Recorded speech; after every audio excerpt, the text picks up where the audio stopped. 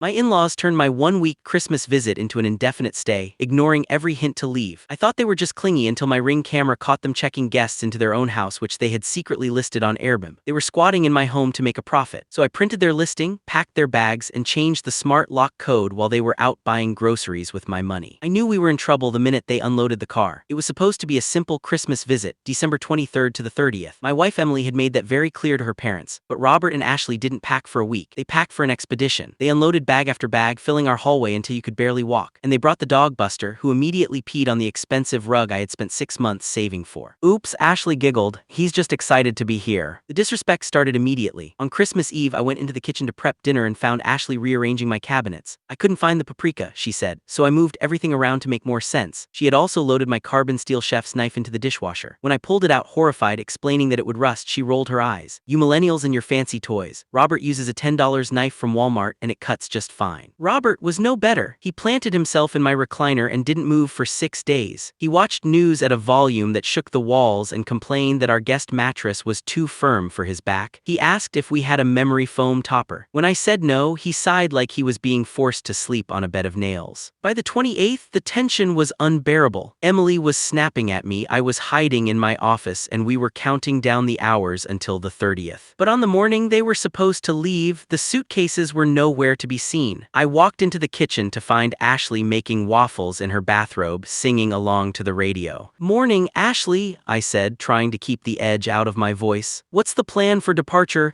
Traffic is going to be a nightmare if you leave after lunch." She looked at me like I had grown a second head. "Departure? Oh, honey, we aren't leaving today. We thought it would be so much more fun to stay for New Year's. Why rush back?" "The plan was the 30th, I said. "I have to work on the 2nd. "Oh, hush," Robert yelled from the living room. "You work from home, we won't bother you." Emily gave me a look that said please don't fight them, so I caved. New Year's came and went. Then came the excuses. On the 1st, they were too tired. On the 2nd, Robert said the rain made his arthritis flare up and he couldn't drive. It is now January 3rd. It's a Monday. I am working. Emily is working. The kids are at school and my in-laws are still here. They aren't packing. They are getting comfortable. Ashley is doing a full load of laundry, washing everything they own while Robert naps in my chair. They have officially moved from guests to occupants, and I have a sinking feeling they have no intention of leaving anytime soon. Don't miss the moment when I confront them with the printed listing, the chaos of their eviction when the smart lock stops working, and the satisfying meltdown when they realize they have to spend their $7,000 profit on a last-minute hotel. The eviction is about to begin.